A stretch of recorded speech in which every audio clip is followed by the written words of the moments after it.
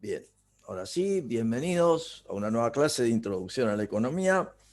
Hoy comenzamos con la segunda parte del curso, los aspectos de macroeconomía, esencialmente el funcionamiento de la economía en términos agregados. Y para esto, bueno, claramente vamos a tener un conjunto de preguntas nuevas que hacernos. Y también, y ya les aviso en el sentido de que el grado de complejidad que tiene esta segunda parte es un poquito mayor al de la primera, porque ahora vamos a tener una complejidad, un conjunto de temas que van a estar todos de alguna manera trabajando al mismo tiempo. Cuando nosotros estábamos en los aspectos de micro, era todo circunscripto al mercado, bueno, sí, la oferta, la demanda, el comportamiento de los individuos, pero en definitiva no era mucho más que eso, unas cuestiones ahí bastante acotadas. Lo que vamos a comenzar a ver ahora es la riqueza, la complejidad de la economía en términos agregados, y entonces vamos a tener que analizar cuestiones de la modificación en la cantidad de dinero, los cambios en el nivel de empleo, cómo eso se traduce en la actividad productiva para poder generar respuestas en términos de actividad económica, a nivel de precios. ¿Sí? Sí, tal vez las respuestas puedan ser parecidas, pero la complejidad que hay detrás va a ser algo mayor. La, Como siempre, la idea de partida, hacemos la diferenciación entre lo que estuvimos viendo en la primera parte del curso, comportamiento de hogares, empresas, los aspectos de la microeconomía y la idea de la influencia sobre los mercados, cómo podemos predecir los cambios. Entonces estuvimos analizando modificaciones de la oferta, modificaciones de la demanda, la medición a partir de la elasticidad, la identificación de cómo tomamos decisiones de maximización de beneficios y en definitiva también cómo los compradores maximizan la utilidad y en definitiva las decisiones de política económica que estaban atravesadas por la intervención del Estado, los controles, los aspectos impositivos. Esto fue todo lo que vimos en la primera parte. Lo que nos vamos a entrar de lleno ahora es la mirada del conjunto, la, tratar, llegar a entender el comportamiento de nuestra economía, es decir, la economía de Argentina, los intercambios sobre las decisiones de política económica que están aparejados, traen aparejados los distintos indicadores que vamos a tener que analizar para entender el comportamiento de la economía y en definitiva todo eso cómo nos va a servir para tomar decisiones. En el caso, muchos de ustedes van a ser contadores, es decir, están todas las profesiones, contador público, contador, administrador, economista. em, pero en todos los casos, ustedes recuerden que van a trabajar asesorando en gran medida, es decir, van a ser requeridos por sus conocimientos. Los contadores, las pequeñas empresas, en general los van a requerir. Como siempre digo, es el único profesional que ve una pequeña empresa, no ve, y ve a los abogados, pero ve contadores y abogados, no ve licenciados en administración, no ve licenciados en economía, es decir, en la pequeña empresa. Entonces, todos los que van a seguir la carrera de contador, en definitiva, van a terminar asesorando a sus clientes y estas cuestiones que vamos a ver en la segunda parte de la materia son claves para esta toma de decisiones. ¿Qué me conviene? Seguro. Siempre va a haber alguien, algún empresario que diga, bueno, ¿y qué hago? ¿Qué me conviene hacer? Entonces, toda toda esta cuestión del análisis macroeconómico es muy interesante porque en rigor de verdad no existe hasta el siglo pasado, hasta los años 20 del siglo pasado, cuando se produce la Gran Depresión, el colapso de la bolsa del 29, digamos, 1929, y que fue un momento en el cual se comienza a dudar de lo que hasta esa situación era la única mirada de la economía, que era la economía de mercado. La economía de mercado con el comportamiento entendido por los autores clásicos, que era un comportamiento basado en lo que vimos en la primera parte del curso. El mercado, el libre juego de compradores y vendedores, la idea de la frontera de posibilidades de producción entendida como el pleno empleo. Entonces, fíjense que eran los comportamientos y la manera de entender la economía estaba más enfocada en la mirada del mercado en particular, pero no del conjunto. En definitiva, para la mirada de conjunto eran la suma de los mercados, pero no había nada que interpretara lo que a partir de la Gran Depresión pasó a ser el análisis de los agregados económicos. Entonces, economía de mercado, economía de mercado, ¿sí? Una cuestión clave es que esta idea la voy a ver un segundito, la voy a plantear de esta manera.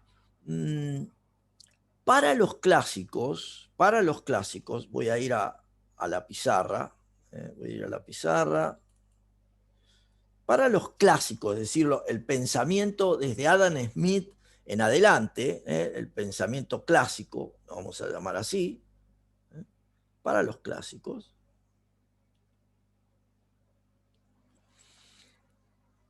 el análisis del pensar economía tenía tres grandes componentes. Pensar economía era pensar en el concepto de pleno empleo. Entonces, ese pleno empleo estaba asociado a, como ya conocemos, el uso eficiente de los factores productivos y la frontera de posibilidades de producción. Para alcanzar ese concepto de pleno empleo, se planteaba la idea de la competencia perfecta, esto es la flexibilidad de precios. Y un tercer componente es que se conoce como la ausencia de ilusión monetaria. Ausencia de ilusión monetaria significa que en realidad siempre estamos pensando en términos reales, en términos de los precios relativos, de lo que me salen las cosas en términos de alguna otra cosa. Dicho de otra manera, para el pensamiento clásico siempre estamos analizando el poder de compra del dinero y no nos creemos que por tener más dinero vamos a tener más poder de compra si no hay más bienes y servicios. Esto lo voy a desarrollar con mayor profusión más adelante, pero estos son los tres componentes claves que hasta el momento de la Gran Depresión era el conocimiento vigente en ese momento. Ahora bien, vuelvo a la presentación. ¿Qué pasa? El momento de la Gran Depresión trajo aparejado una situación de caída de la actividad económica, de una situación de prolongado desempleo que no se podía resolver como lo planteaban los pensadores clásicos, con un simple, si hay desempleo, lo que hay que hacer es bajar el salario, es decir, con un simple ajuste de variables o de precios. Esto no estaba ocurriendo en la Gran Depresión, año 1929. Y en ese sentido aparecen las ideas de un pensador, de un economista británico, John Maynard Keynes, que comienza a revisar toda la manera de pensar la economía, publica un texto, 1936, La teoría general de la producción y el interés del dinero, y de la ocupación en el interés del dinero, y al hacer esto, es como que le da punto de partida, produce el punto de partida para otra manera de pensar la economía. Y la otra manera de pensar la economía, lo vamos a poner en términos de el concepto de lo que llamamos el pensamiento keynesiano. Los clásicos por un lado, keynesianos por el otro, y que tiene las siguientes tres características. La primera es que hay, a diferencia del pensamiento clásico, que es que siempre la economía tiende al pleno empleo, Keynes plantea que la economía puede tener un persistente desempleo. Entonces, un desempleo de los recursos, de los factores productivos, que no se ajusta rápidamente, un desempleo que persiste. Un segundo componente, que después ahora se los estoy simplemente esbozando para que ustedes tengan una idea de partida, pero ese segundo componente es que existe inflexibilidad, que los precios tienden a ser inflexibles a la baja. Esto, en realidad, muchos autores en la actualidad siguen planteando algunas de estas cuestiones, si bien sobre todo lo dicen en Argentina, nunca los precios bajan. Y ahí, antes de avanzar, recuerden que cómo pensamos en economía, siempre estamos pensando en términos de precio relativo, o sea, el poder de compra. Nunca estamos pensando en el precio como concepto nominal. Digo esto para plantear la siguiente situación. De más está decir que el año pasado algo que valía 100, es muy probable que este año valga 150. Perfecto. ¿Por qué? Porque la inflación, guste o no, está en el orden, o 140, porque guste o no, está en el orden del 40%. Pero si algo que el año pasado valía 100 y este año vale 140 y los precios subieron 40%, ese producto sigue valiendo lo mismo en términos de poder de compra. Lo que el año pasado valía 100 pesos, hoy lo pagamos 140, sigue siendo, lo vamos a estudiar, pero sigue siendo que no ha variado. Entonces, es más, como lo conversábamos cuando analizamos el precio de la cerveza, recuerdan nuestras últimas clases, y decíamos el valor de una pinta estaba en 120 y por ahí está en 140, 180, pero en realidad si tuviéramos que ver los precios tenía que estar en 200 y pico, y no lo estaba. Entonces, ¿subió el valor de la pinta? En términos nominales sí, pero en términos reales, ¿subió? No, cayó. Porque lo que tenía que valer, en lugar de 180, vale 160, cayó. Digo, esto simplemente para ir ayudándolos a pensar. Entonces, concepción keynesiana, precios inflexibles a la baja. Y una tercera idea es que para Keynes, en el corto plazo, los agentes económicos tienen ilusión monetaria. Ilusión monetaria, ¿qué significa? Bueno, que cuando el gobierno, digamos, la autoridad monetaria emite más billetes y monedas, circunstancialmente nos creemos más ricos. y entonces creemos que tenemos más poder de compra. Esta sería la idea de, así muy simple, la concepción de la ilusión monetaria. Fíjense que los tres planteos son totalmente opuestos al planteo clásico. ¿Sí? Vuelvo a la presentación. Entonces, esta idea de la Gran Depresión básicamente tuvo su origen en Estados Unidos, en una situación de caída bursátil en la bolsa de Nueva York, Wall Street, el famoso martes negro de octubre del 29, las acciones perdieron hasta el 40% en un mismo día, se derrumbó. Esto luego se tradujo en una secuencia de caídas y de la actividad económica en el resto del mundo, porque estaba bastante interconectado con la situación de los Estados Unidos, inclusive algunas, si esto fuera el 29, para el 30, 31, Argentina también sufrió los embates de esa secuencia, no fue instantáneo, pero también sufrió la caída. Esto afectó la caída de la actividad económica en los Estados Unidos, a la producción, a la inversión, mayor pobreza.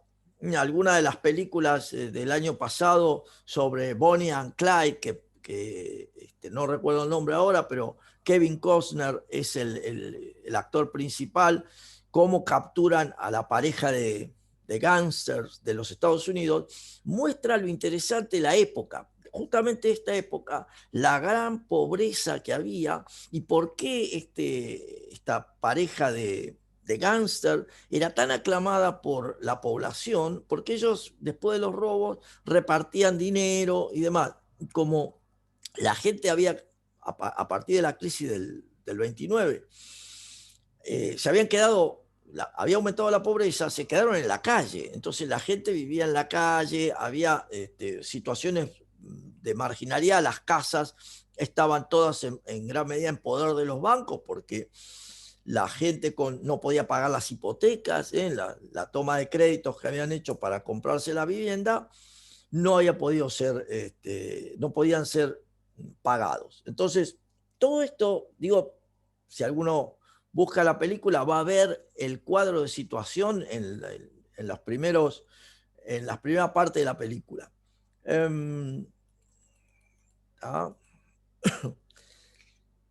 Esencialmente, el origen de esta situación fue la importante deuda que le había quedado a Alemania, que perdió la Primera Guerra Mundial, y eso lo obligaba a hacer pagos. Y esos pagos, en determinado momento, Alemania los suspende. Era un flujo de fondos que le llegaba a Inglaterra, que le llegaba a Francia, que le llegaba a Estados Unidos, que habían sido los Estados Unidos, en realidad Inglaterra y Francia, los principales, que eran los deudores, perdón, los acreedores de Alemania. Alemania perdió, debía pagar todos los destrozos que había generado. Eso son normalmente lo que ocurre después de una guerra. A su vez, pensemos que los años 20 en Estados Unidos trajeron aparejado, también ahí tienen montones de películas que les muestra la diversión, toda la burbuja especulativa, todo el hecho de furor por desarrollo de negocios, la época que aparece Al Capone, el que aparece todo lo que ustedes ven, la ley seca. Esa época es muy particular porque se muestra a los Estados Unidos como en plena efervescencia, y esa efervescencia fue lo que se tradujo en bolsa, digamos, en una especulación, comprar y vender acciones, parecido a lo que ocurrió en el mundo en el 2008 con la crisis de las hipotecas subprime, y también parecido de alguna manera, lo que ha estado ocurriendo en el último tiempo con el boom de las criptomonedas en las bolsas, el Bitcoin. Hay un montón de situaciones ahí bastante parecidas. Si bien ahora está más constreñido, es un tema más puntual, Pero tanto la crisis del 2008, 2009, Estados Unidos y demás, es muy similar a la situación del año 29, también en Estados Unidos. Pero todo eso trajo una discusión sobre el cumplimiento de los postulados de la economía clásica. Este cumplimiento de los postulados de la economía clásica, digamos, por qué la caída de la actividad económica, por qué la caída en el empleo. Fíjense, en 1933 llegó a caer 23% el nivel de empleo, o sea, el empobrecimiento de la población, la pérdida de riqueza en la caída del Producto Bruto, la pérdida de la actividad económica. Y de nuevo, ¿y por qué esto es relevante? Bueno, porque la teoría económica clásica en sí planteaba que esto no tenía sentido que ocurriera durante tanto tiempo, porque la posibilidad de ajustar, ya sea que si hay menos demanda los precios bajan, esencialmente el ajuste por precio, y que si hay desempleo, eventualmente bajaremos el nivel salarial y la gente va a estar empleada. Es decir, ese juego, de nuevo, como idea general, no se estaba cumpliendo y entonces por eso persistía la pobreza, persistía la caída de la actividad económica y, de nuevo, los economistas de la época, hasta la llegada de Keynes, no tenían instrumentos para comprender esta mirada. ¿Por qué? Porque el pensamiento clásico, voy a volver al planteo, el pensamiento clásico se traduce, lo voy a hacer de esta manera, fíjense, el pensamiento clásico me dice lo siguiente, que el pleno empleo, lo voy a poner así, el pleno empleo de los factores productivos es el que genera el nivel de producción, de Producto Bruto de la economía, la renta, la riqueza. ¿Sí? Por el principio de la ley de Say, que dice lo siguiente, que la oferta crea su propia demanda, de alguna manera lo veíamos cuando analizábamos el flujo circular de la renta. Entonces, esta renta de pleno empleo es la que le da sentido a la demanda agregada de la economía, al total de bienes y servicios que los agentes económicos requerimos. Este es el pensamiento clásico. Fíjense, va desde la estructura del pleno empleo, la frontera de posibilidades de producción, el uso eficiente de los factores productivos, y eso genera el total de bienes y servicios que se producen en una economía, y de vuelta, como los bienes y servicios que se generan están asociados a que existe una demanda para esos bienes y servicios, eso trae aparejado la demanda agregada, la demanda del total de agentes económicos que actúan en la economía. Esa demanda va a estar explicada, después lo voy a traducir, pero esa demanda va a estar explicada por el consumo de las familias, la inversión de las empresas, el gasto público del gobierno y las exportaciones netas, o sea, lo que le vendemos al mundo menos lo que le compramos al mundo, las exportaciones menos las importaciones, que tienen que ver con el sector externo. ¿Sí? Esto es, de nuevo, ahora en apretada síntesis, yo esto todo lo voy a desarrollar, pero esta es la idea. Por el contrario, el pensamiento keynesiano parte al revés.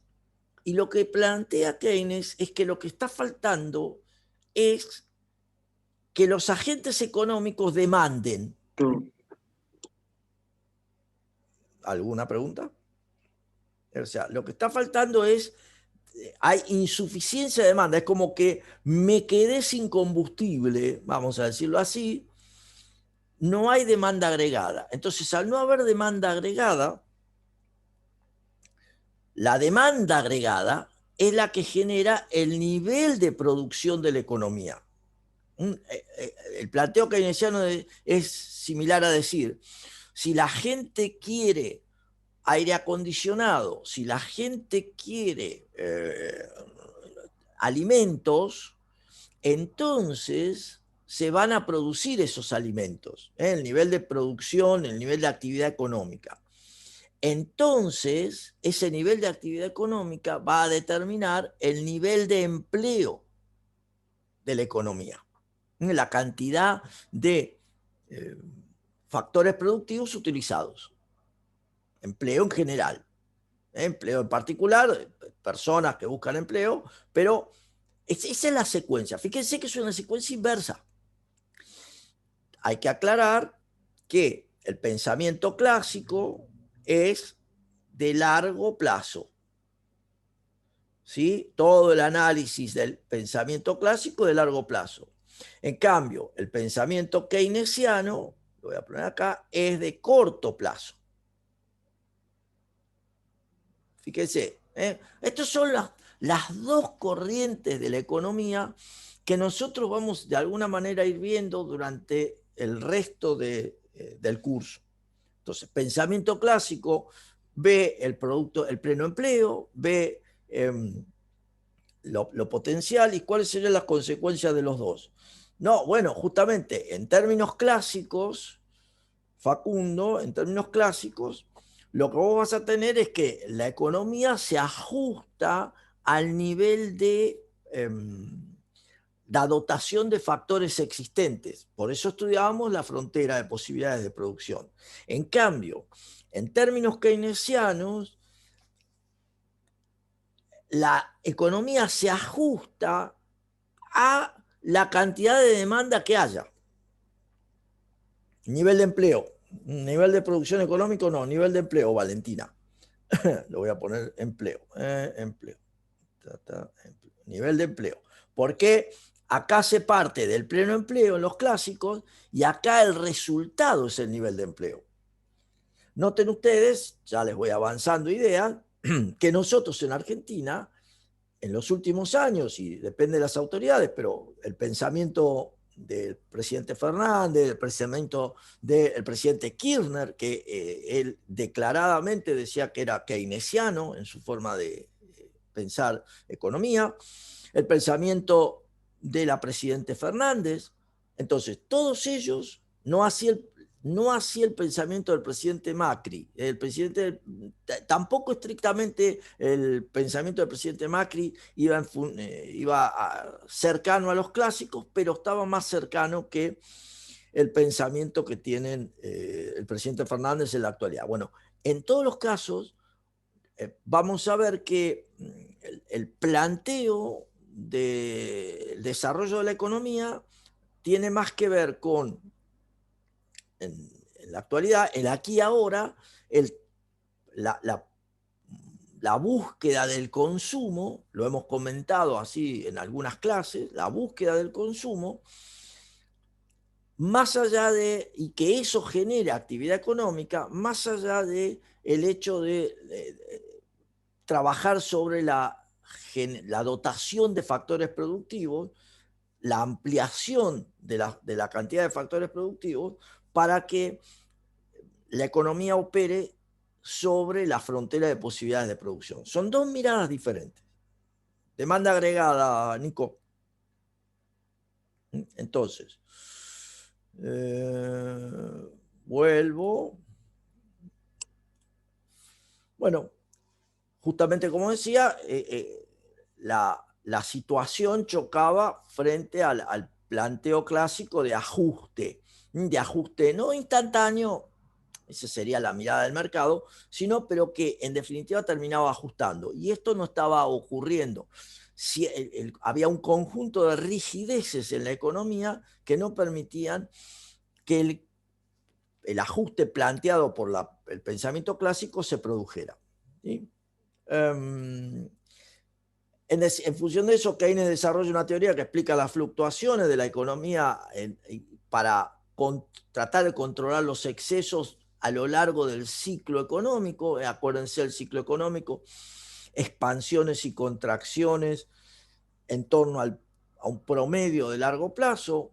Entonces, Keynes te dice, sí, es posible la existencia del desempleo y capacidad ociosa por largo tiempo, cuestión que para el pensamiento clásico no es así, porque siempre vamos a terminar ajustando. Y la otra cuestión keynesiana es que tanto la política monetaria como fiscal pueden afectar, pueden ayudar a que se genere una mayor actividad económica, que de alguna manera fue lo que conversábamos cuando analizamos la estabilidad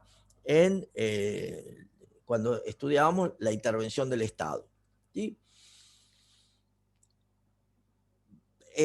También es interesante entender que desde el momento que aparece Keynes en el pensamiento económico, gran cantidad de políticos han seguido sus planteos, porque en definitiva esos planteos, de alguna manera, asociados a lo que ya conocemos como economía mixta, sistemas económicos, economía mixta, se alejan en mayor o menor medida de la concepción del mercado, de la libertad de mercado. Y entonces eso ha permitido que muchos políticos, en Argentina, les diría que desde los años 30 en adelante, en general la mayoría de los políticos, con sus más y sus menos, se acercaron al pensamiento keynesiano. Pero bueno, vamos a ver que esto, si bien lo vamos a estudiar en profundidad, sigue siendo observada, es decir, que hace referencia a capacidad ociosa.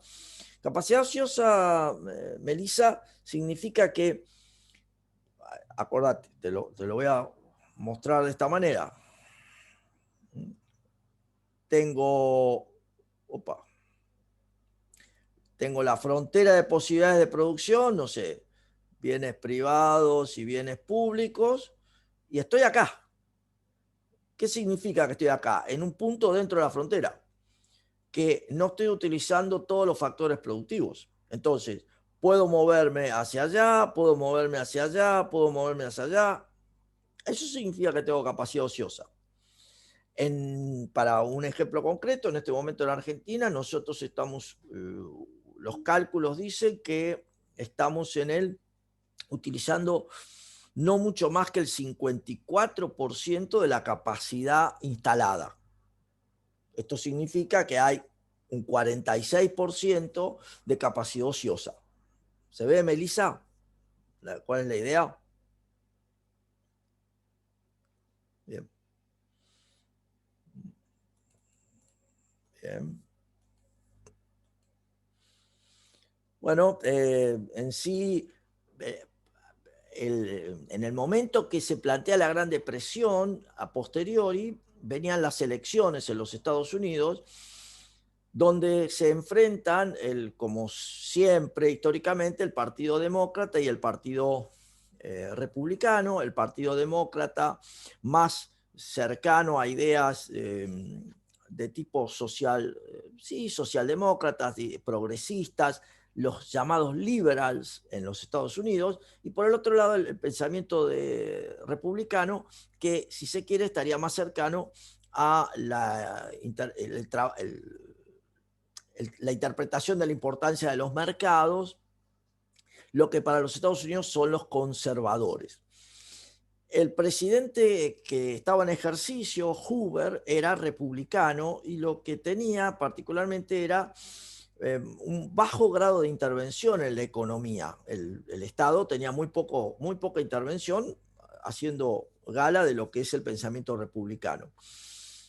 Para las elecciones se presentaba el candidato demócrata, que era Franklin Delano Roosevelt, es decir, famoso, pasó a la historia, Franklin Delano Roosevelt, como quien, interpretando las ideas keynesianas de la necesidad de la intervención del Estado para salir de la situación en la que estaban, generó o le ofreció a la población lo que se llamó el New Deal, o sea, el nuevo trato, el nuevo contrato entre el Estado y la sociedad. Y ese nuevo contrato, al que hizo referencia Roosevelt, que termina ganando las elecciones, fue lo que marca el comienzo de la fuerte intervención del Estado en la economía norteamericana. Intervención que llegó como mínimo hasta los años, yo diría, hasta los años 80, hasta que un presidente republicano, Ronald Reagan, establece los principios nuevamente de la economía clásica, la economía más de tinte liberal. Yo para entender un poco cómo se maneja. Pero entonces, estos planteos keynesianos fueron los que a Roosevelt le permitieron ganar las elecciones y luego sí hubo una recuperación. Vamos a ver también que eso tiene que ver con la posterior entrada en la guerra. Hay otras cosas que le dan sentido. Desde el punto de vista... Profe, sí, puede ser que es lo que se conoció como estado de bienestar. exacto, muy bien. Ese es el comienzo del estado de bienestar en los Estados Unidos. Muy bien, excelente. Entonces,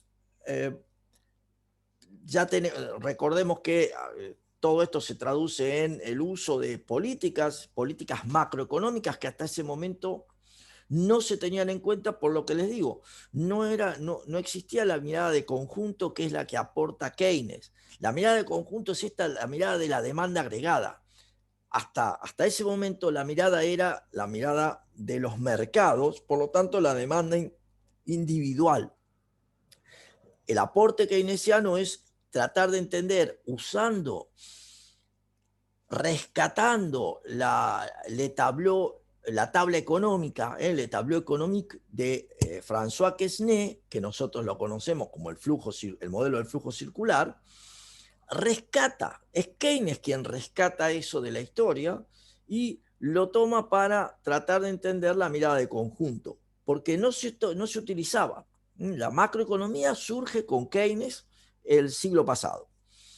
Entonces, objetivos que vamos a tener de política económica: trabajar sobre la estabilidad de los precios, el desempleo que sea el más bajo posible, que haya mayor nivel de empleo asociado a la actividad y que haya crecimiento, con algunos otros objetivos que tienen que ver con el concepto de déficit público, o sea, cuánto gasta respecto a cuánto recauda el Estado, nuestra relación con el resto del mundo en términos de intercambio comercial y el valor de nuestra moneda en relación con las del resto del mundo, que es lo que expresa el concepto de tipo de cambio.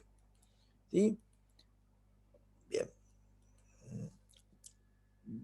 Todo lo que vamos a ver de alguna manera en la macro tiene que ver con estos objetivos que hacíamos mención recién, con inflación, con desempleo, crecimiento, déficit, tipo de cambio, y el conjunto de instrumentos que estarán asociados a las políticas que vamos a trabajar. Ustedes hasta ahora conocían dos, que eran la política monetaria y la política fiscal, pero ahora le vamos a agregar dos políticas más que tienen que ver con la política de comercio exterior, o sea, de la relación con el resto del mundo,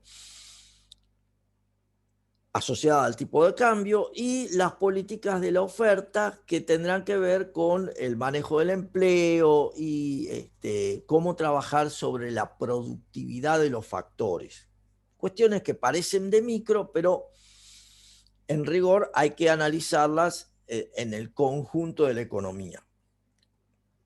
Otra manera de ver lo que está por delante, esto simplemente son todos planteos para que ustedes vayan viendo la diversidad de cuestiones que tenemos.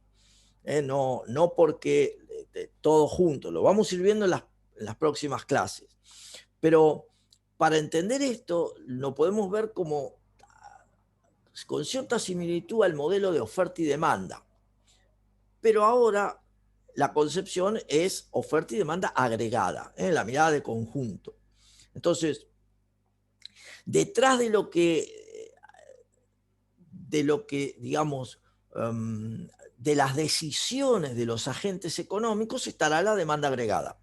La demanda agregada, ¿por dónde va a estar explicada? Como les decía recién, el consumo por parte de las familias de bienes y servicios finales, la inversión en bienes de capital por parte de las empresas, toda la intervención del Estado en el gasto público y los impuestos, el gobierno, y las exportaciones netas como la diferencia entre lo que le vendo al mundo y lo que le compro al mundo, por el lado del comercio exterior. Esas son las variables no financieras de la demanda agregada. Las variables financieras van a estar asociadas a el dinero, los medios de cambio y todos los activos financieros que son aquellos que pagan intereses. Para el caso, ejemplo concreto, los bonos, el endeudamiento. Esto es la demanda agregada. Del lado de la oferta agregada, ¿qué voy a tener? Algo bastante parecido a lo que entendemos como la oferta microeconómica, porque va a tener que ver con los costos de producción a nivel agregado, con la capacidad productiva. ¿Se acuerdan la dotación de capital fijo? Bueno, es lo mismo, capacidad productiva. Lo que me preguntaban recién sobre los recursos ociosos, bueno, o capacidad ociosa, capacidad productiva, el capital, el trabajo, la tecnología, todos los factores productivos determinantes de la función de oferta, la función de producción y la productividad de los factores. Todo eso está en el mercado de trabajo. Eso está detrás del mercado de trabajo. Y el mercado de trabajo no es ni más ni menos que la expresión de la oferta agregada. Entonces, al relacionar lo que los agentes económicos solicitan, buscan, la demanda agregada, con lo que la producción, los empresarios pueden generar, la oferta agregada y el mercado de trabajo, se determina que el nivel de producción de la economía, el nivel de empleo y el nivel de precios. De toda esa interacción surgen estos grandes indicadores: producción, actividad económica, empleo, precios. Este es el juego de cómo se va interrelacionando cada cuestión. ¿Sí? Bien. ¿Alguna pregunta hasta acá en general? Esto es simplemente para ir abriendo, pero si hay preguntas, con gusto las respondo.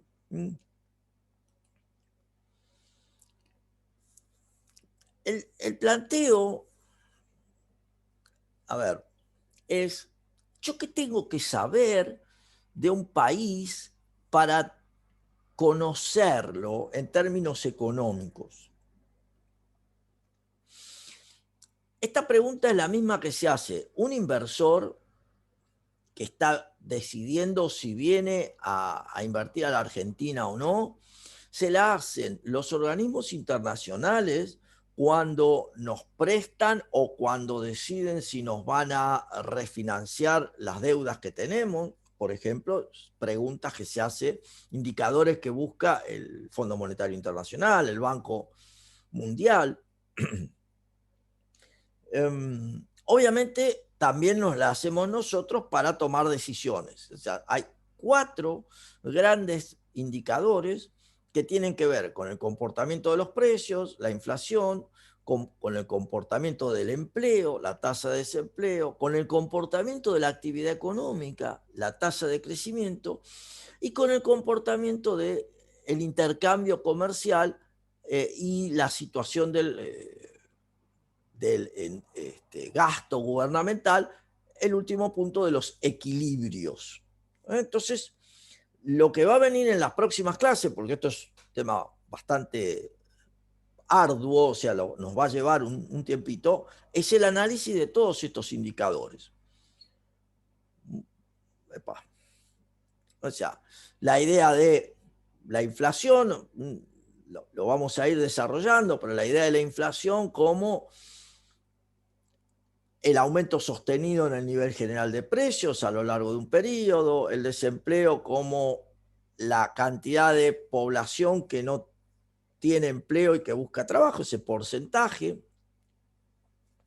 ¿Se acuerdan que el primer día de clase, si mal, yo les preguntaba cuántos de ustedes estaban buscando empleo, cuántos de ustedes no? Y bueno, de alguna manera eso tiene que ver con estos indicadores que estamos planteando ahora.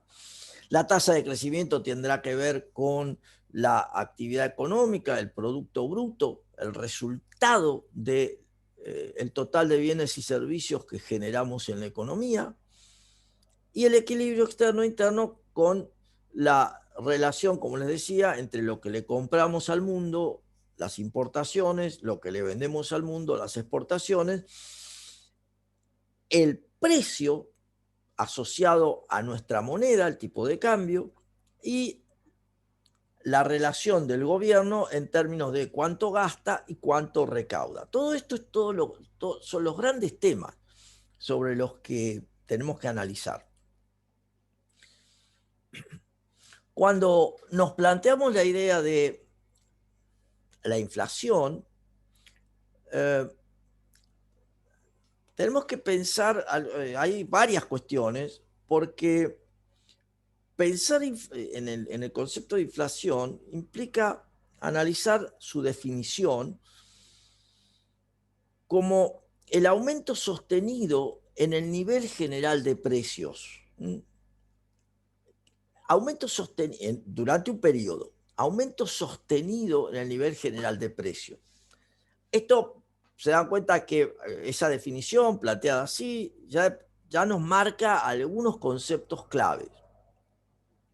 Primero, que para que hablemos de inflación tiene que haber un aumento sostenido. Ahora vamos a ver lo que significa.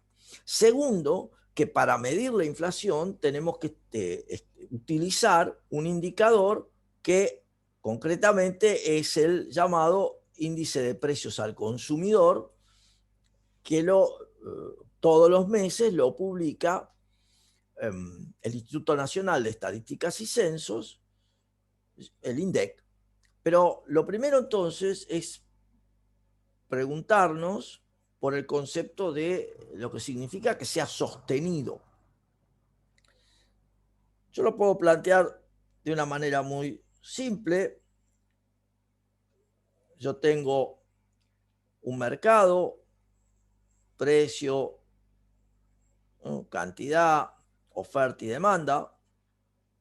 Y fíjense ustedes, como siempre, que qué pasa en este mercado es como lo voy a mostrar en un índice de, qué sé yo, un índice de precios. Ya veremos lo que es eso, pero un índice de precios es un indicador del comportamiento de los precios a lo largo del tiempo. Estamos en equilibrio en este mercado, no hay ninguna modificación y es como si dijéramos, el precio de equilibrio nos dice que a lo largo del tiempo tenemos este comportamiento, los precios no se modifican. Estoy acá, no pasa nada. De repente hay una situación donde se contrae la oferta, por lo tanto, los precios suben y entonces me encuentro con un momento del tiempo, un momento T, qué sé yo, T1, donde los precios saltan a un nuevo nivel de equilibrio, P', de P', de P a P'. Y en ese nivel los precios continúan. Estoy acá, E'. Esto sería una situación de mercado en la que los precios se modifican de una vez y para siempre. Así se dice en la jerga. Los precios se modifican de una vez y para siempre. De un equilibrio pasé a otro equilibrio. A ver, ¿cuándo lo vemos esto? Estacionalmente, cuando en invierno sube el precio de la lana, los pulóveres, y baja el precio de los helados. O al revés, en verano sube el precio de los helados y baja el precio de los pulóveres. Recuerden de nuevo, en términos reales, en términos nominales, puede pasar que suben los precios, pero la pregunta concreta es en términos reales. Ahora bien, ¿qué pasa cuando, a diferencia de esto, se producen aumentos todos los días en todos los mercados? Es decir, por situaciones diferentes, uno comienza a ver movimientos de este tipo, donde sistemáticamente todos los días los precios suben a distinta velocidad. A distinta velocidad. Lamentablemente nosotros en Argentina experimentamos esa situación donde día a día, semana a semana o mes a mes, depende, los precios se modifican y en general se modifican todos los precios. Y ahí viene la concepción de aumento sostenido. ¿Por qué? Porque a diferencia del hecho concreto estacional, donde los precios estacionalmente algunos suben y otros bajan, tal vez nos encontremos con que todos los precios están subiendo. Y este es el problema. Todos los precios están subiendo. De vuelta, lo estamos observando en los alimentos, lo estamos observando en la vestimenta. Se observa también vestimenta, alimentos, son dos de los rubros, el calzado, tres rubros que sistemáticamente han ido aumentando. En la economía argentina, recordemos que tenemos conjunto de precios que están controlados por el gobierno, tienen la condición de precios máximos, por lo tanto hay una distorsión. Pero si nos fijamos en los precios de los bienes que están libres, vamos a observar que lamentablemente el comportamiento es que están en un proceso que suben, no están bajando. Entonces, podríamos decir, como la mayoría de las consultoras, de los analistas lo dicen, que estamos en un proceso inflacionario. Entonces, esta es la primera cuestión. Diferenciar entre un cambio de precios de una vez y para siempre frente a un cambio de precios que es sostenido. ¿Sí? Ahora bien, para analizar ese cambio de precios que sea sostenido o de una vez y para siempre, hay que trabajar en el otro gran concepto de la definición, que es el índice de precios al consumidor. Entonces, ese índice de precios es un indicador del costo que tiene la canasta de bienes y servicios que consume la población representativa. ¿Y esto qué es? Asumamos que es una familia tipo padre, madre y dos hijos. Más o menos ese es el consumo que refleja el índice de precios al consumidor de Argentina. Hay varios indicadores, pero para tener una idea. Entonces, esta canasta de consumo representa el gasto que mensualmente tiene que hacer una familia para llevar adelante la casa. Para tener un dato, en la Argentina, en este momento, una familia, para que no caiga en la pobreza, tiene que tener un ingreso del orden de los 60.000 pesos, más o menos. Son datos de hoy. Ahora bien, ¿para qué me sirve construir un índice de precios? Bueno, para poder visualizar los cambios que se producen en el costo de vida. ¿De cuántos integrantes? 4, el liceo. Esa es la más o menos el planteo. Entonces, el índice de precios sirve para analizar la modificación que va observando el costo de vida a partir de la construcción de un número índice, que ahora lo vamos a ver. Entonces, el hecho de que exista un proceso inflacionario significa que hay un aumento sostenido en los precios. Lo contrario de un proceso inflacionario es un proceso deflacionario, el descenso en la inflación. O sea, uno puede tener un aumento más lento, sigue siendo una inflación, pero que es menor, o una deflación cuando experimentamos una contracción de los precios. Entonces, una baja. Situaciones que les voy a mostrar próximamente. Profe, tengo una pregunta. Dale. En el caso de desinflación, o sea, ¿bajan los precios y bajan los salarios o los salarios quedan fijos? Buen punto.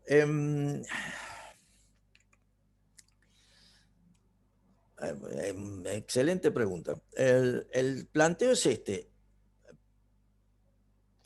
Teóricamente no sería como que bajarían ambos, pero en promedio más los precios. ¿Cómo? No. Estoy sacando conclusiones nomás. Yo pensaba que era como que cuando hay desinflación, deflación, no me acuerdo cómo es que se dice, como que bajan ambos, pero más en promedio los precios, ¿puede ser? Está bien, ahora lo planteo. La cuestión clave es qué es lo que pasa con el salario. El salario en términos nominales sube, porque en definitiva, desde el punto de vista de la existencia de sindicatos, paritarias y demás, no está permitido que el salario nominalmente baje, como lo plantearíamos en el esquema de el pensamiento clásico. La pregunta que vos ahí te vas a tener que hacer, y de hecho para trabajar sobre estos temas, es, pero en términos reales, en el poder de compra, ¿sube o baja el salario? Bueno, ahí vamos a ver que si el salario sube más lento que lo que suben los precios, que en rigor es lo que está ocurriendo en Argentina, el poder de compra de ese salario va disminuyendo. Entonces, en definitiva, el salario está cayendo, pero porque sube más lento que lo que suben los precios. Es como si dijéramos, los precios suben al 40%, pero en paritarias solo lograste que acordar una suba de salario del 30%. ¿Subieron los salarios? Sí, pero en términos del poder de compra de ese salario, perdiste 10 puntos porcentuales. Bajan los precios y se puede comprar más con la misma plata, eso está bien, Nico, pero la cantidad de dinero en el mercado es menor. No. Separemos la idea de, después lo vamos a relacionar, pero separemos el concepto de el comportamiento de precios y el comportamiento del dinero. Los voy a relacionar en un momento, pero em, eh, para que te hagas una idea, Nico, si aumenta la producción, si desplazás la frontera de posibilidades de producción, aumenta la producción, la oferta se desplaza positivamente. Eso significa que los precios bajan con la misma cantidad de dinero. También es cierto que si yo aplico una política monetaria contractiva, como ya se los expliqué y lo vamos a volver a ver, también puede incidir en la baja de precios. Son dos caminos. Producir más implica baja de precios, o políticas monetarias contractivas, ya lo vamos a ver, también se asocian a situaciones de posible baja de precios. Ahora simplemente estamos tratando de entender cómo se mide para saber si suben los precios, es decir, si hay inflación, si no hay inflación. ¿Sí? Entonces, la idea es que para poder, no se escucha muy bajo, no sé, yo tengo bien, ok.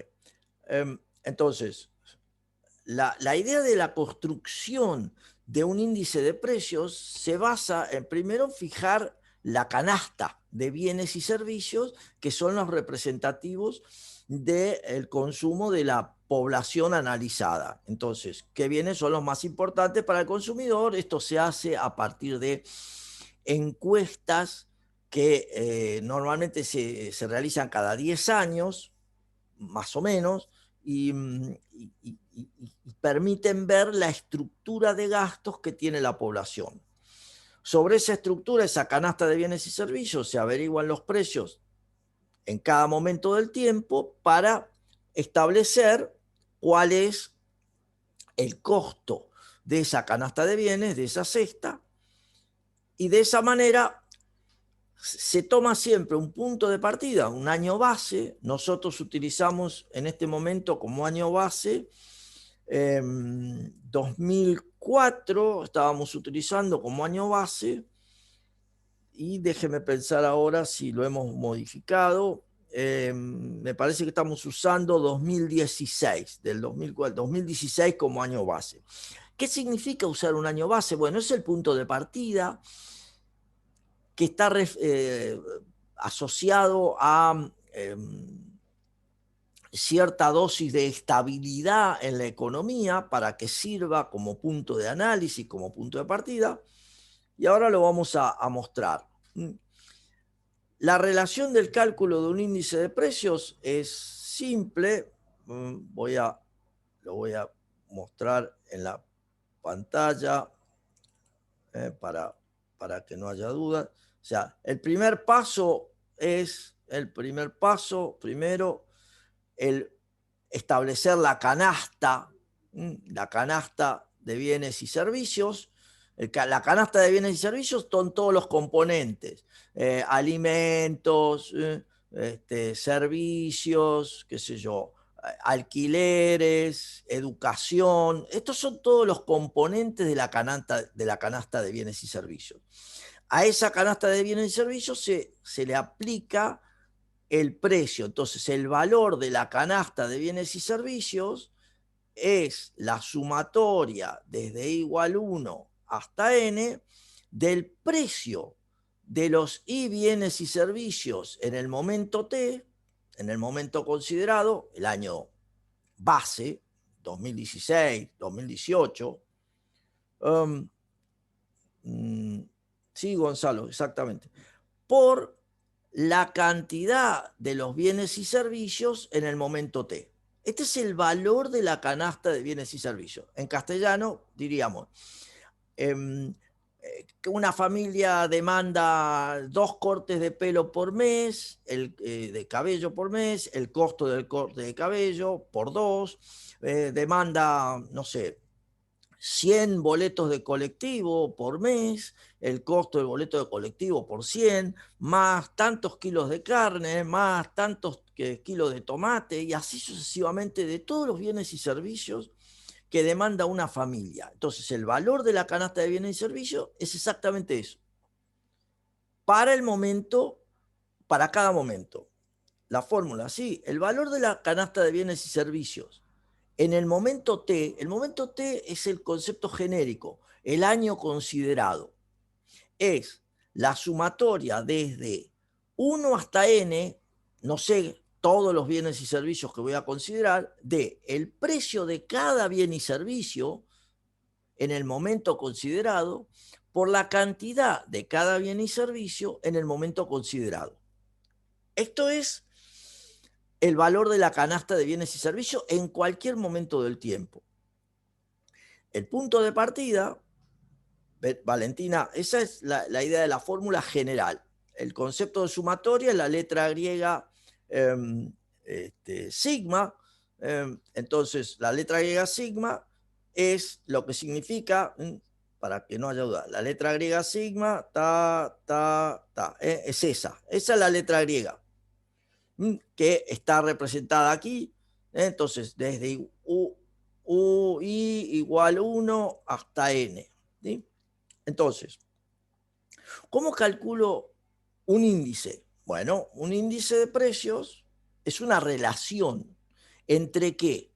es una relación, el índice de precios del momento T es una relación entre el valor de la canasta de bienes y servicios en el momento considerado sobre el valor de la canasta de bienes y servicios en el momento base. Aplicamos un cerito por 100 porque siempre se utiliza la relación a partir del valor 100.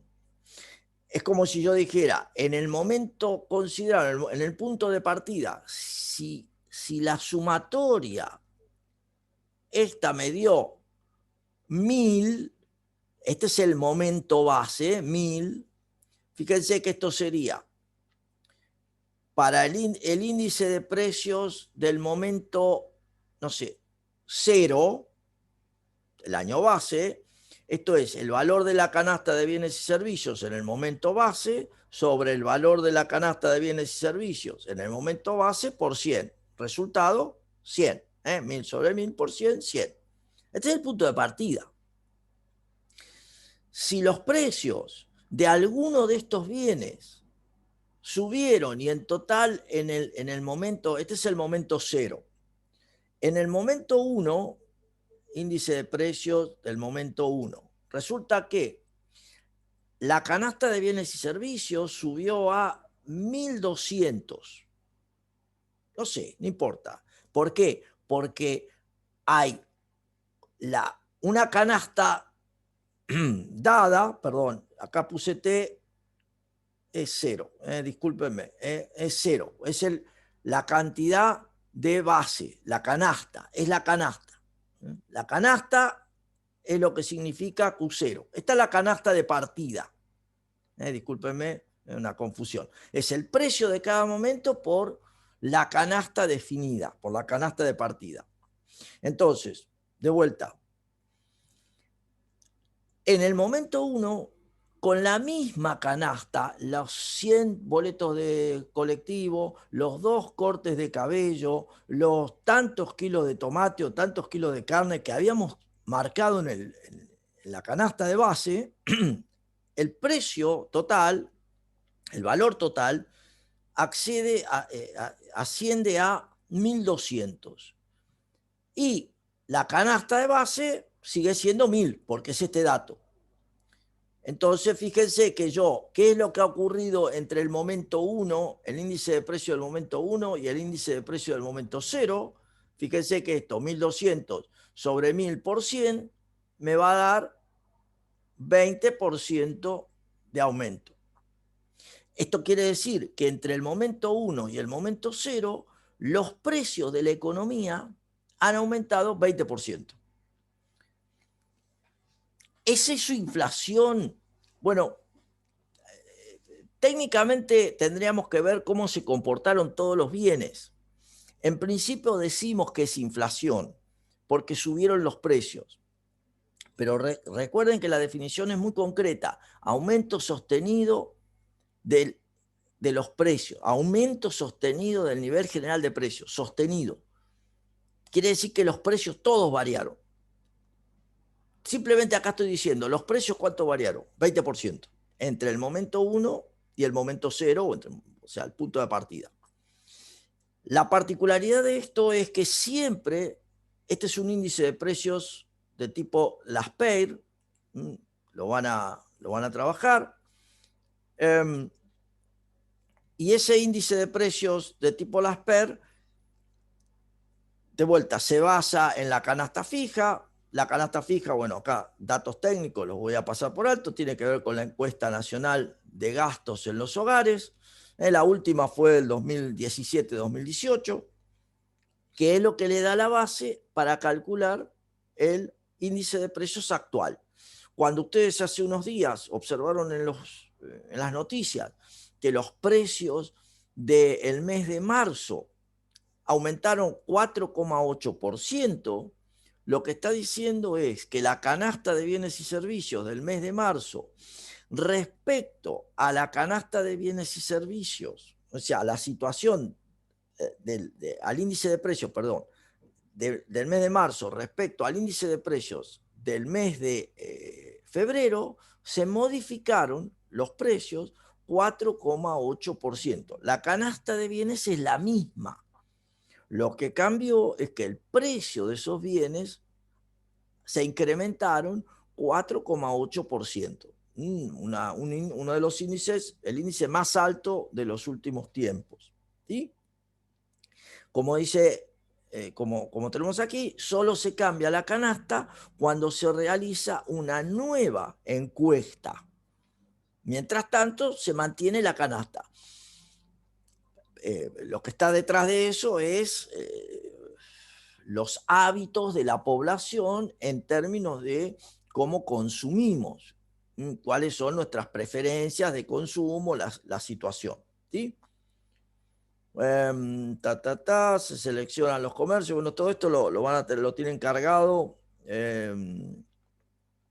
Hay relevamientos en este momento, sobre todo el año pasado, relevamientos online a partir de las ofertas, no ofertas, sino del catálogo de precios que publican distintos comercios. Entonces el INDEC también hace esa selección.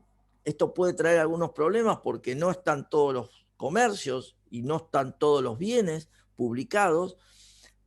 Por lo tanto, el relevamiento de precios puede ser incompleto, y esto ocurrió el año pasado al haber estado cerrada la economía. ¿Sí? Bueno, es más fácil, pero no siempre, digamos, es representativo de todo lo que hay para entender la situación. ¿Sí? Bien. Bueno, la ponderación, las metodologías de cálculo no las voy a plantear ahora. Nosotros estamos utilizando un índice de precios LASPER porque estamos utilizando la canasta base. Vamos a ver en una próxima clase la utilización de otro tipo de índices que es el PASH, que usa en lugar de una canasta base, una canasta de cada momento, pero concretamente nosotros para calcular la inflación usamos un índice de precios LASPER, el cambio de precios sobre una canasta conocida, con una canasta establecida. Media me tengo que ir, le falta algo importante, todo, Eliseo. Sí, no hay problema, lo van a...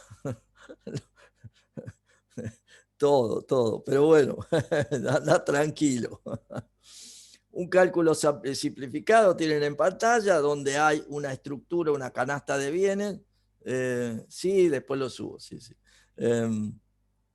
Entonces, ahí tenés una canasta de bienes, 5 kilos de naranja, 6 cortes de cabello, 100 viajes de autobús, el gasto total, bueno, 210 pesos.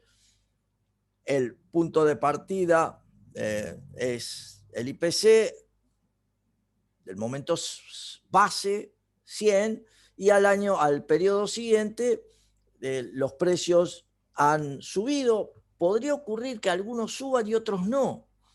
Esto es, en este caso tenemos que todos han subido, pero podría ocurrir que el corte de cabello podría bajar, o el kilo, o las naranjas. A ver, una cuestión estacional. Si este es el mes en que, por ejemplo, febrero, marzo, donde tenemos abundancia de naranja, claro, está bien. Si tenemos abundancia de naranja, por lógica, el precio de las naranjas va a bajar. Entonces, en lugar de 6, podría ser 3 pesos. Sin perjuicio que suba el precio del corte de cabello y suban los viajes en colectivo. Entonces, los precios pueden subir igual. No hay un proceso inflacionario en términos de la definición que estamos usando, pero los precios suben en su conjunto. En este caso, bueno, tenemos que los precios la canasta de bienes pasó a ser 231 respecto a 210. Bueno, el índice de precios me dice que es 110. Ahora bien, 110, 120, en el cálculo mío yo me apuré. Fíjense cómo estoy de acelerado, que técnicamente acá está mal lo que les hice, porque esto es el índice de precios, es 120, 120, ¿sí? 120. Nada. Ahora tengo que calcular la inflación, es la diferencia entre los dos índices de precios, es una tasa de variación proporcional. Entonces, la tasa de variación proporcional, ¿cuál va a ser? El índice de precio del momento 1 menos el índice de precio del momento 0 sobre el índice de precio del momento 0 por 100. Entonces, ahí voy a tener el cálculo de la variación de los precios. 120 menos 100 sobre 100 por 100. Entonces ahí sí me apresuré, estoy bastante, quiero marcar, transmitirles un conjunto de temas y me apuré yo. Ahí sí tengo el 20% de inflación, ¿sí? ¿Esto qué significa? Bueno, aquí tenemos una estructura de ponderaciones, distintas estructuras, para tener idea de cómo nos manejamos en la Argentina. Esta no es la última, pero qué peso tienen los alimentos y bebidas. El 37-38% del total del gasto refleja alimentos y bebidas. Por eso, y lo que les decía hace un ratito, la inflación ha sido, digamos, la evolución de los precios ha sido tan importante porque en rigor alimentos y bebidas están con precios libres en general. Entonces, representan el 38% del total del gasto, más o menos. Claramente, por eso la fuerte presencia. En cambio, no sé, servicios básicos, que representan el 12%, tiene precios controlados. Atención médica, gasto de salud, tiene también precios controlados. Transporte y comunicaciones tiene precios controlados. ¿Está bien eso? No, no está bien. Eso es simplemente una manera de tratar de evitar que los precios suban, pero en rigor de verdad no es simplemente, como lo hemos comentado, cuando veíamos controles de precios, no son políticas que tengan efecto real sobre la economía. Es simplemente un esconder el comportamiento de la economía, pero nada más. No tiene un comportamiento real, porque los precios siguen subiendo. O sea, si hay situaciones de mercado. La estructura última, esta es la de 2016, alimentos y bebidas, ahora estamos en 23,4, bien, y 23,4. Transporte 11,6, tiene precios controlados. Comunicación 2,8, recreación, educación, restaurantes y hoteles, casi no ha variado porque tenemos la economía cerrada. Fíjense, casi no, representan casi el 11% del gasto de una familia. Y vivienda, agua, electricidad, gas y otros combustibles están en gran medida controlados, representan el 10,5% del gasto de las familias. ¿Sí? Digo para que visualicen. En la región pampeana, bueno, aquí tienen en cada región lo que representan. Bueno, entonces la tasa de inflación es como la tasa de variación proporcional, la diferencia entre los índices, y como decíamos, la diferencia es la que muestra el comportamiento de los precios. En el ejemplo que hacíamos recién, los precios entre el momento 1 y el momento 0 aumentaron al 20%, ¿sí? En como idea de ejemplo.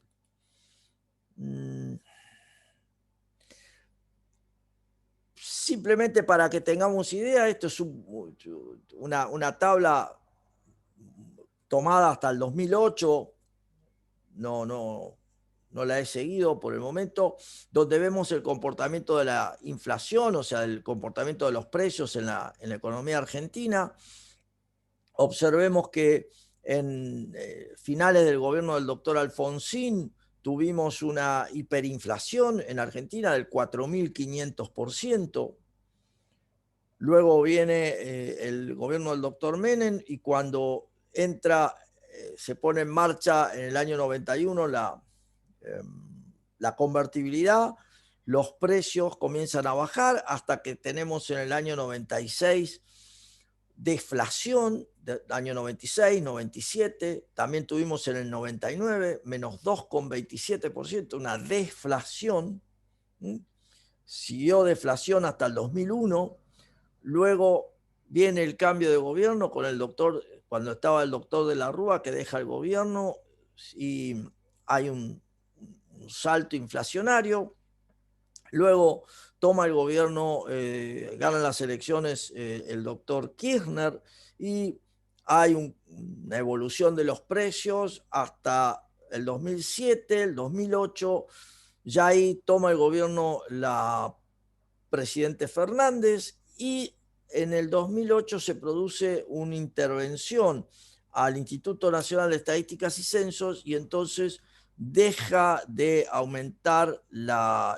tenerse en cuenta los datos porque los datos ya no fueron confiables. Carla, tanto en el 89, la hiperinflación se generó por varios problemas de política económica del presidente Alfonsín, un desmanejo, es decir, la imposibilidad de conseguir créditos para financiar la actividad económica, o sea, financiar la actividad del Estado. Ya teníamos una deuda no muy importante, pero el resto del mundo no confiaba en los planes económicos que presentaba el gobierno del doctor Alfonsín, entonces era muy dificultoso el acceso a créditos internacionales. Como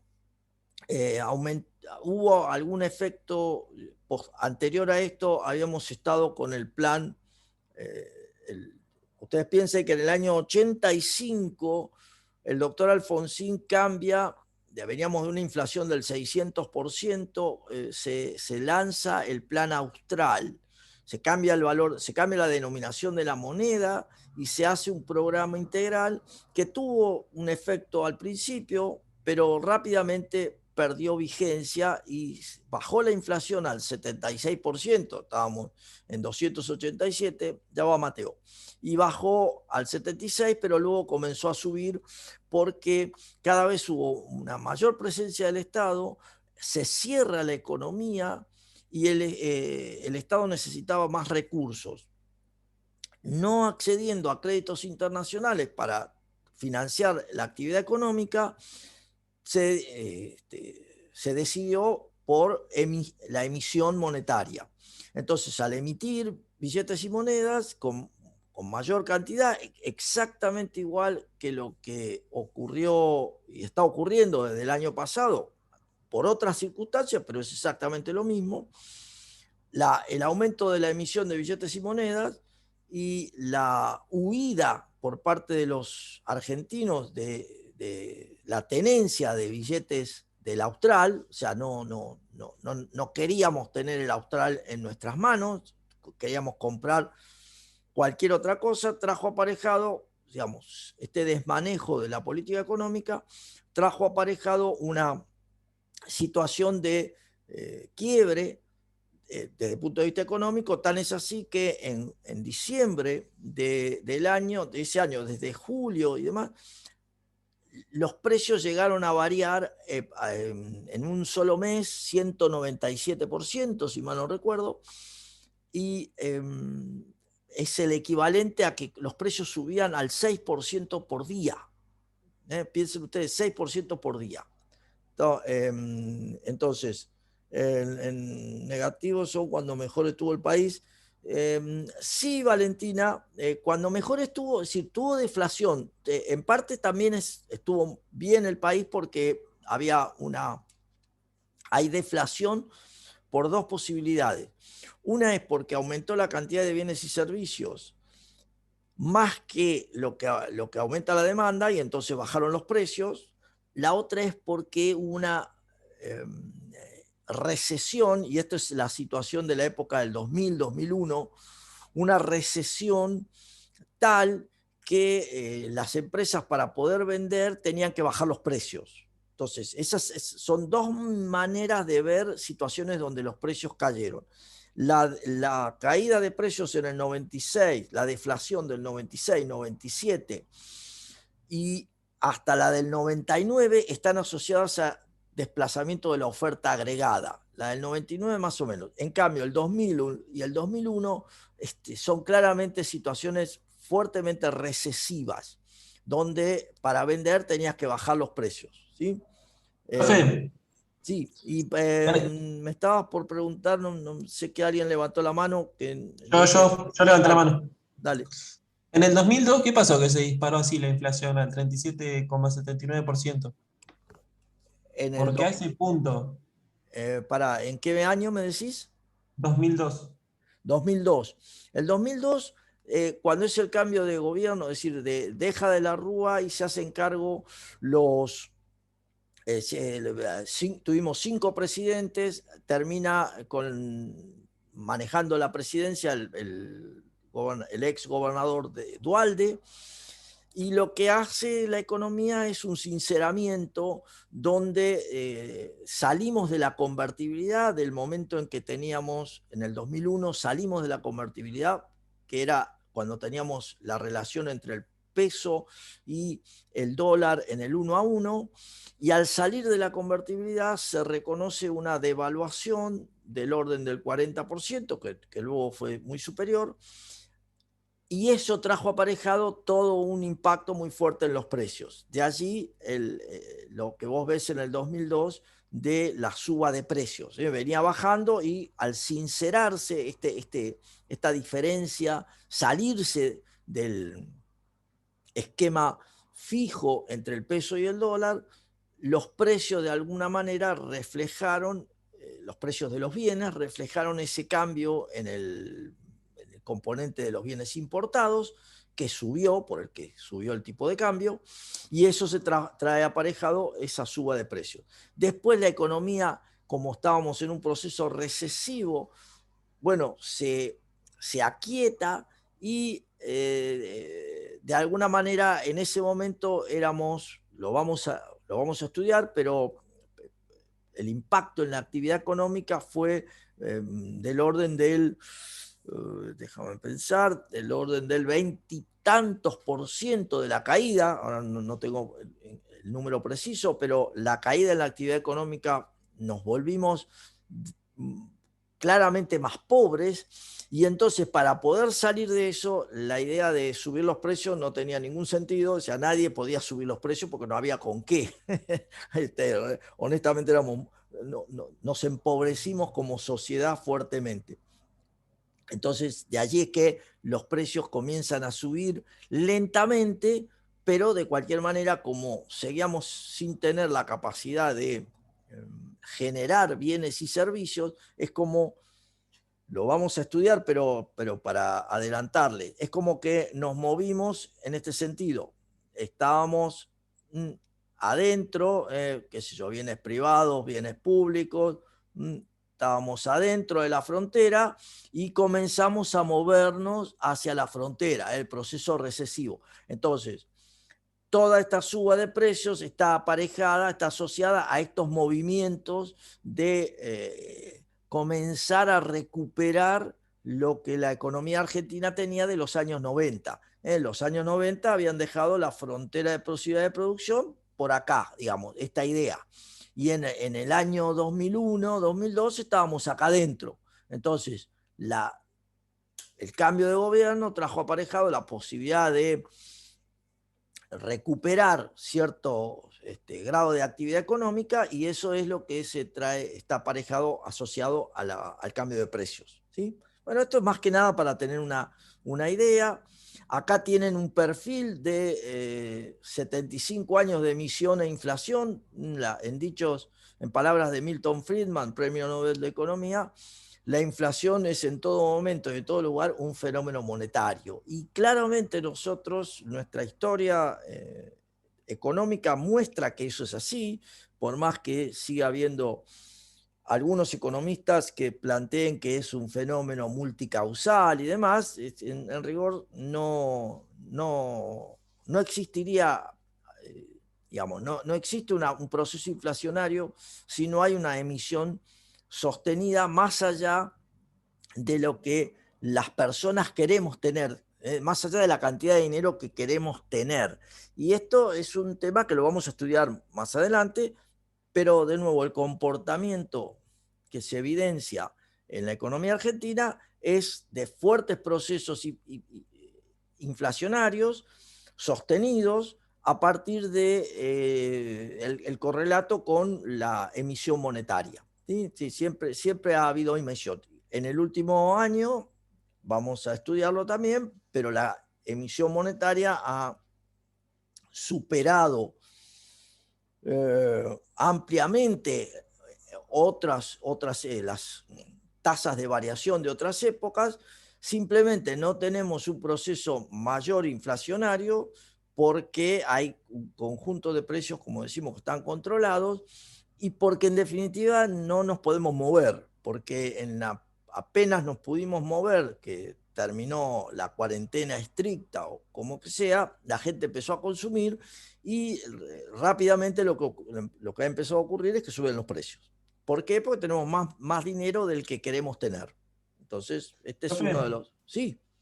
Una última pregunta. ¿Cuándo Argentina salió de la convertibilidad? ¿Cuándo salimos de la convertibilidad? En el 2001. O sea, la convertibilidad duró 10 años, desde el 91 hasta el 2001. ¿Sí? Gracias. Bien, acá tenemos otra mirada de índice de precios desde el año 2005 hasta el año pasado. Acá tenemos otra mirada en términos históricos, desde 1811 hasta el 2020. Fíjense, todo esto son la expresión de la inflación. La inflación, como ha ido surgiendo las épocas de la hiperinflación de Alfonsín. O sea, todo esto es nuestra historia. Bastante caótica en términos de precios, pero bueno, es nuestra historia. Eso tiene que ver con el desmanejo de esencialmente la política monetaria. La decisión de, como les decía, o sea, la decisión de emitir billetes y moneda para respaldar el mayor gasto público. Para que no haya duda, si la emisión fuera porque los argentinos queremos tener más billetes y monedas para quedárnoslo, porque queremos ahorrar en pesos, no se produce un proceso inflacionario. Es simple. Profe, sí. Antes de la creación del Banco Central en el 35, sí. ¿cómo ¿en qué moneda se comercializaba? No, el tema es así. El Banco Central se crea porque siguiendo la idea internacional, la idea global de la necesidad de intervención a partir del esquema keynesiano, de la mayor presencia del Estado, toman mayor fuerza las instituciones que regulan la cantidad de dinero, pero siempre hubo bancos. En particular nosotros teníamos el Banco Nación y el Banco Provincia, el Banco de la Provincia de Buenos Aires, que es anterior a la creación del Banco Central y era el que en definitiva gobernaba las decisiones de política, porque era el Banco de la Provincia, pero era la provincia más importante.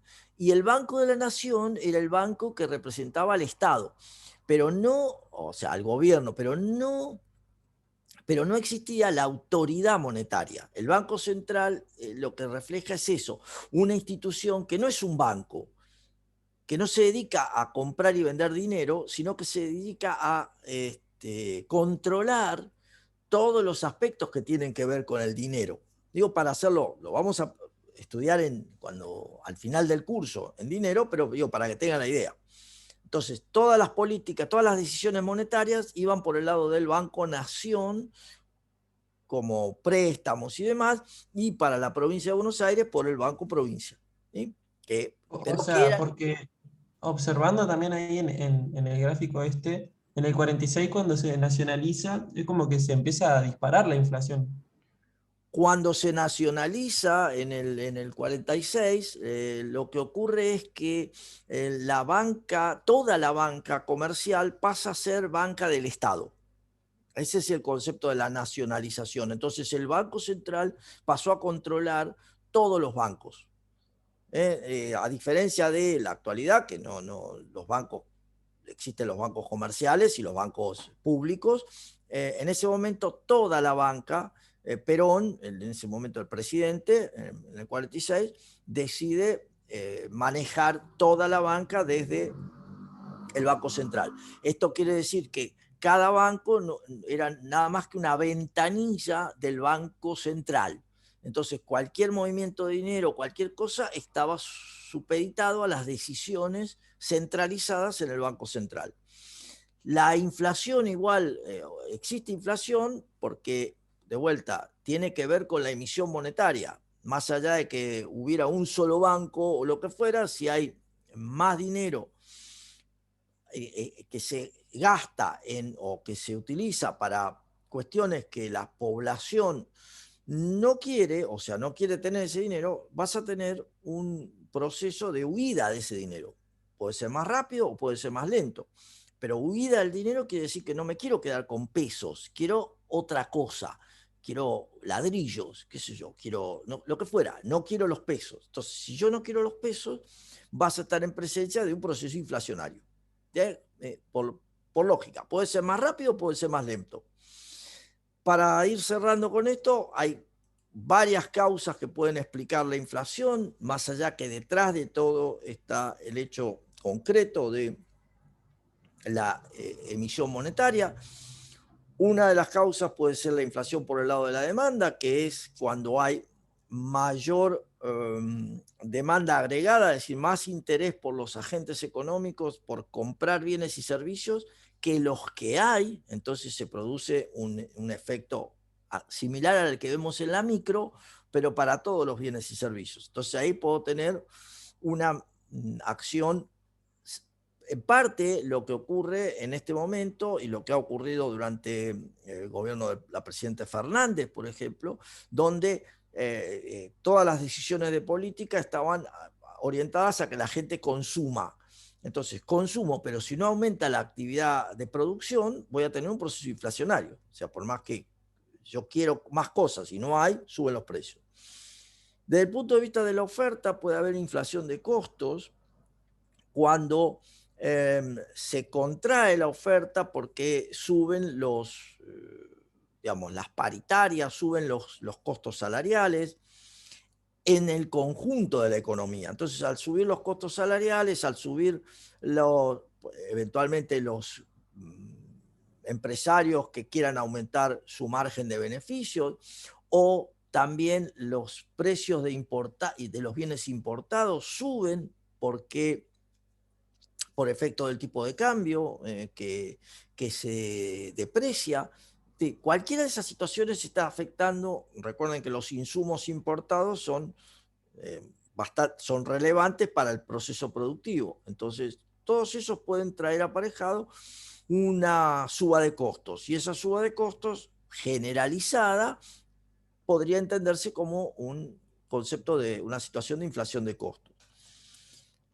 Bueno, el juego entre oferta y demanda que genera que a medida que suben los costos, los bienes son más caros, entonces se traduce en que al ser más caros se produce un requerimiento de pedir aumentos salariales. Eso trae aparejado una dinámica inflacionaria por la demanda y por la oferta, por las dos en conjunto. Y una tercera que tiene que ver con las llamadas expectativas de la inflación, cuando nosotros en este momento, por ejemplo, el gobierno estableció en el presupuesto que los precios este año iban a subir al 29%. Bien, a cómo va el desarrollo de la economía en estos primeros meses, aparentemente eso no va a ocurrir. Entonces, las expectativas que están en la población van en torno de una suba de precios del orden del 40%. bastante alejada, 40 o más. Entonces, esas son expectativas. ¿Qué quiere decir esto? Y que aquel que tenga que definir los precios de los bienes que va a colocar, o aquel que tenga que decidir si le conviene comprar o no, es muy probable que esté observando ese análisis, esas expectativas, para ver cuánto le conviene establecer el precio del bien que va a vender o cuánto está dispuesto a pagar pensando de cuánto va a valer el bien en función de esas expectativas. Este es el juego. Bueno, las expectativas hoy están en torno, como les decía, a más del 40% para los precios en el 2021. Entonces, todo esto trae aparejado un conjunto de costos, problemas de redistribución, esencialmente los costos de la inflación, ¿dónde se ven? Y en el impacto que tiene en aquel que cobra un salario, o aquel que es jubilado, que tiene un monto fijo, frente a aquel que puede ir variando sus ingresos a lo largo del mes. Entonces, la inflación pega más fuerte, impacta más fuerte sobre aquellos que tienen ingresos fijos. Y por ende, la población vulnerable, la población más bajo nivel socioeconómico, es la que más afectada se ve con los procesos inflacionarios. También tiene que ver con la falta de inversión, o sea, la incertidumbre por esto de, bueno, ¿qué va a pasar con los precios? ¿A cuánto podré vender? ¿Me conviene invertir? ¿Me conviene comprar un bien de capital para desarrollar un proceso productivo?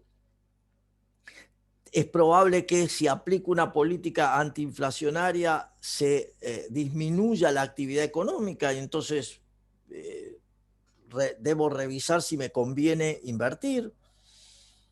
En términos de nuestra relación con el resto del mundo, en la balanza de pagos, nos volvemos más caros para el mundo y entonces probablemente con procesos inflacionarios nos cueste, sea más costoso venderle al mundo lo que producimos. Entonces eso trae un impacto en la entrada de divisas por las ventas al resto del mundo.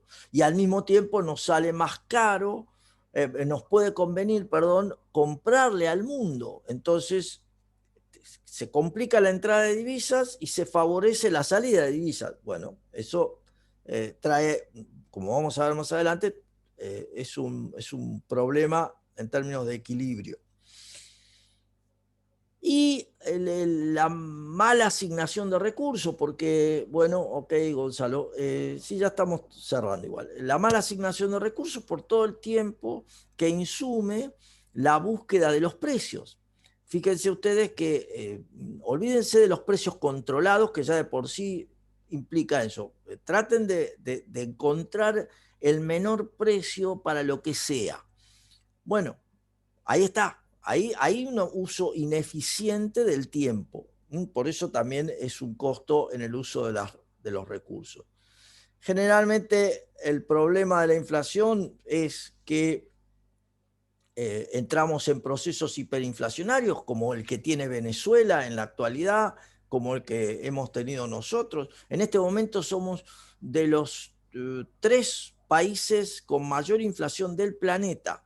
Zambia, Venezuela y nosotros estamos ahí. O sea, África y Latinoamérica, estamos en el podio de los países con mayor inflación. Piensen ustedes que el mundo, nosotros tuvimos 4,8 en un mes, la mayoría de los países del planeta no llegan ni siquiera a 4% de inflación en un año. Este es un tema concreto, ¿sí? de nuestro problema.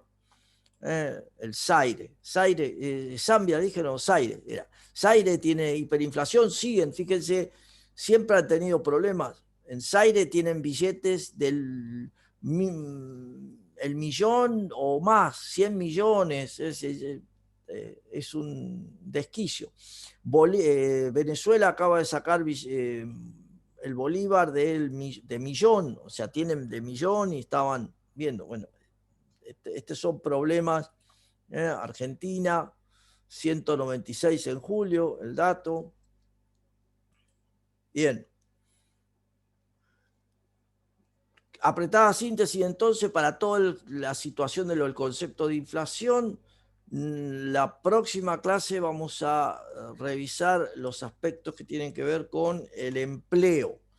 Comiencen a revisar estos temas. El jueves continuaremos con esto. Seguramente ya tendrán alguna práctica en la primera hora del jueves. Pero estos temas están en el capítulo 19, si mal no recuerdo, de Samuelson, o cualquiera de los otros textos de Parkin, Mochon y Becker, que todos están debidamente tratados. Los tienen todos en el aula. Profe, Sí. te hago una consulta, no sé si lo dijiste al principio de la clase o no, pero el viernes es el test, ¿no? ¿Cómo? ¿El viernes es el último test? Sí, sí, el viernes es el test, y lo pasé para el viernes. ¿Qué temas entrarían en el test ese? Ah, ok. Bien, entonces, bárbaro, como siempre, un gusto que me haberlos acompañado y que me acompañen, y los dejo porque van a tener su próxima clase, producción, costos y maximización. Sí, esos son los temas, sí, sí. Pásenla lindo.